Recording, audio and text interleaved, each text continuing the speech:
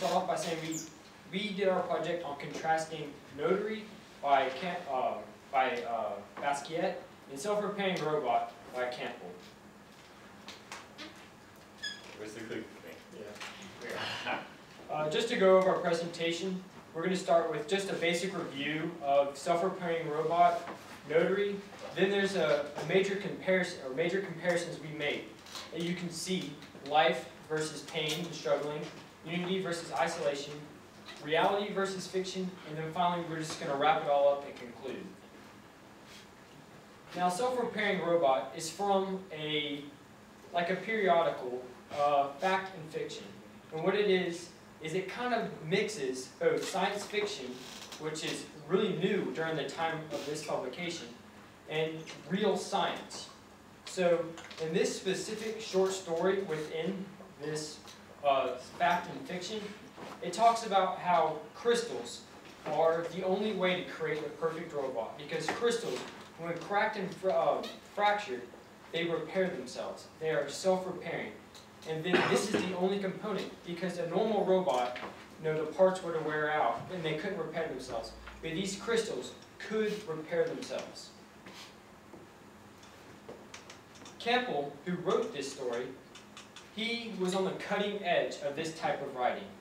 He was one of the first to start talking about superhuman-like people, and he did this, through the crystal aspect, creating the most perfect robot and the most ideal sense of a being. But on the downside, he did have some controversial views of some kind of racist views, really, at that. And it really bled into what he wrote in his writing style in general. Now this is Notary by Basquiat. If you look at it, it honestly just looks like a mess, just face value. But in actuality, it is very important, each aspect. I mean, you have various words that, though seemingly random individually, they're pivotal into the larger meaning of this painting. Now Basquiat, he was originally known as Soma, and he was an incredible artist. He had abstract kind of art, but it all was very important and meaningful. He liked to relate his art to old African works and writing styles and just culture in general. And he liked to portray African Americans in a lighter light, as opposed to how society at the time had viewed them in a lower light. He just, for the most part, liked to elevate them and make them the centerpiece of most of his works. The relationship that we can see between the Self-Repairing Robot by Campbell and Notary by Basquiat can be seen by this thesis. While optimism is generally viewed more positively than pessimism, Campbell's blind optimism reflected in the Self-Repairing Robot is indicative of his ignorance of the effects of racism towards African Americans. Whereas Basquiat's pessimism in Notary provides a more accurate perspective of racism's effects. So what we see here is a contrast between the traditional notion that optimism is good, pessimism is bad. This relationship provides a counterexample to that, as we'll be seeing through these contrasts. So the first contrast that we can see within the context of optimism versus pessimism is the motif of life versus pain and struggle. And we see the motif of life in Campbell's Self-Repairing Robot. For example, whenever you make a fissure or a crack within one of these crystals, these crystals have the ability of healing themselves spontaneously. And so this connects to the idea of life-generating crystals. Basically, he creates a theme of optimism through the fact that these crystals are able to move from an improper state to a natural state. On the other hand, we see the motif of pain and struggle in Notary. For example, take a look at these two snippets from his painting. We see on the right side the words leeches, fleas, dehydrated. And the commonality between these three words is that they are all life-draining forces. They give you the impression that, for example, leeches is a parasite. They are a parasite that is sucking away the life of the human. And additionally, we see the word Pluto on the left side of notary. Pluto can have two main meanings. The first interpretation is Pluto as a corporation, as indicated by a circle with a C. A corporation was considered to be an oppressive force. Another interpretation of Pluto could be the god of the underworld, which connects to the idea of death and afterlife, again connecting to the idea that we have pain and struggle, and of course the overarching idea of pessimism. We also see disorganization, the idea of wearing and tearing throughout Notary's piece. All the components seem very disorganized. Also, the graffiti within, the layers of graffiti within Notary makes it seem as if the painting is largely incomplete. And the disorganization and the incompleteness, again, adds to the fact that the portrayal of the human life is not positive, in contrast to Campbell's optimistic outlook. And so we can see a few scholars describing the disorganization in Notary. Muyo is an English scholar. She describes it as a plethora of symbols that coexist on a canvas. So it is very illogically, based on first impression, it is very illogically put together. And that's because it is three separate pieces rather than one coherent canvas. So it seems that Basquiat has contrived this in a matter of moments. And so this, of course, adds to the idea that it's disorganized and an idea of pessimism in general. Now we see how Basquiat's Notary contrasts Campbell's ideas of progression of society within a self-preparing robot. Andrew Filch is an English professor, and he argues that Campbell believes there will be an environment that incentivizes human mechanization. So this is a positive outlook towards the future of humanity. He thinks that people will become far more advanced compared to today. So essentially we will become what he calls superhuman. And we can see that there are just all these crystals, for example, nickel sulfate hexahydrate. That's just one of the many crystals that gives us the possibilities of improving our own race as humans. In the next contrast, Kevin worked on displaying how Basquiat's Notary was pessimistic and Campbell's self-preparing robot was optimistic. And I'm going to show the background to both pieces and how they both look at society and how they're both semi-correct in their observations. I'm going to rely on one of the scientific study done in the 1970s. It's called Rat Park. And it was run by Alexander and another scientist, and they were testing addiction.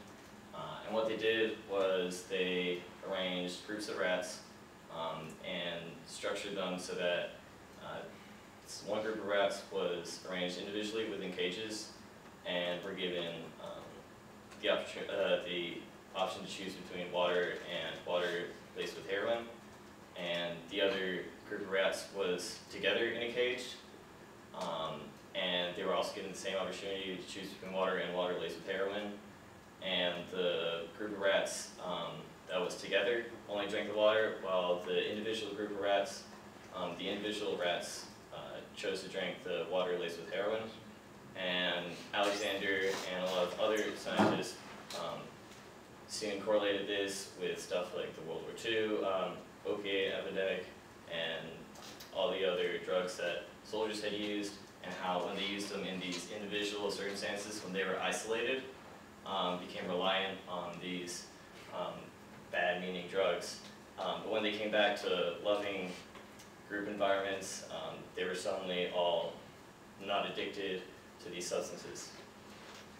And unity in self-preparing robot, that comes from the crystals that Campbell talks about. Campbell talks about how the crystals all support the individuals. There are fissures that Campbell describes that appear in the crystals, and instead of staying fissured and broken, instead the group crystals recombines and even builds off of the fissures. And that's how Campbell describes how the group supports the individual. And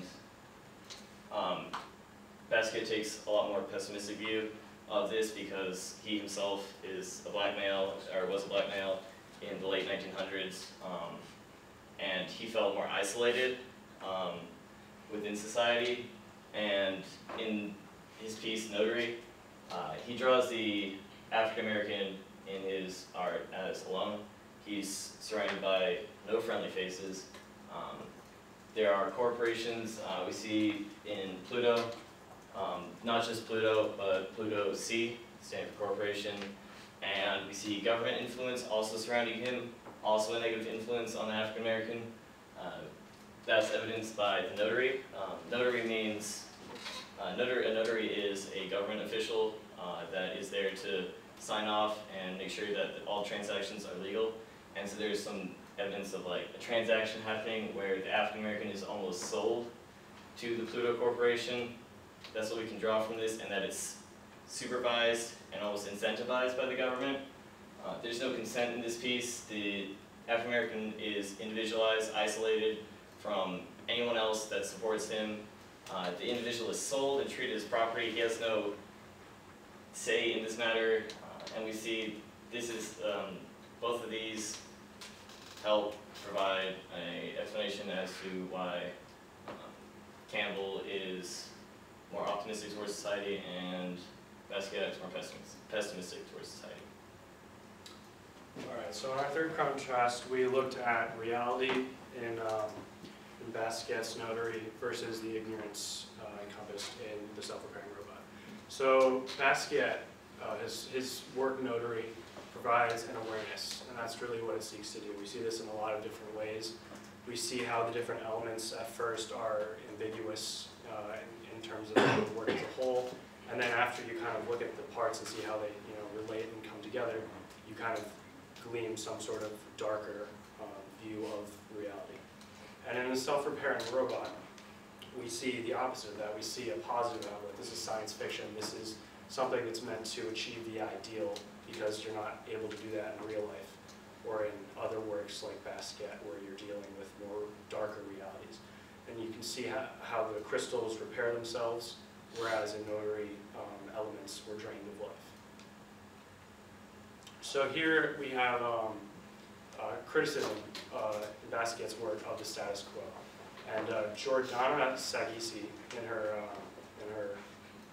a work she put together, in the introduction of that work, she talks about how the cutting and mixing of elements in Basquiat's work, and especially in Notary, contribute to the idea of this ambiguity and of the darker image of things. In the top right of the slide, we can see a work done both by Andy Warhol and also by Basquiat. And what they did was Warhol came up with this logo of the Arm and Hammer and then gave it to Basquiat to transform. So Basquiat took that image, turned it into a coin, put a picture of that's Charlie Parker's playing the saxophone, and then the date on the coin is Charlie Parker's death. So he's taken something that's kind of the ideal, a very strong idealistic symbol, and turned it into something that's a darker connotation. Charlie Parker was a very successful artist, but he died at a young age of 34 due to health issues associated with a long-term heroin addiction as well as addiction to alcohol and other drugs. And by doing this, Basquiat is taking something that's a strong, positive image, and he's transforming it into something that he views as more of a reality. And then during this time period that Basquiat was working, he was working in the New York City area, and during this time, the movement of pop art came into play in the New York area. It was very prominent. Andy Warhol was a prominent figure. You guys might know the picture of the Campbell soup can that was done by him, and that was part of the pop art movement. But the bottom picture here, you can see something I actually drove by quite often because I'm from the New York area. It's a giant racquetball wall. They graffitied, a man named Keith Haring graffitied this "crack is whack" thing. It's really representative of the whole culture of graffiti because it's meant to be right in front of you, meant to open your eyes. You see a lot of images of death. You see a skeleton, and I just wanted to share that because I think it reflects that very well. So the other side of this is Campbell. His ideas were very, they all sought to achieve a perfection. You can see that with the crystal idea, how the repairing based on the environment it was in, how it was able to kind of repair these fixtures and then also improve on that and always be improving, trying to achieve this perfection.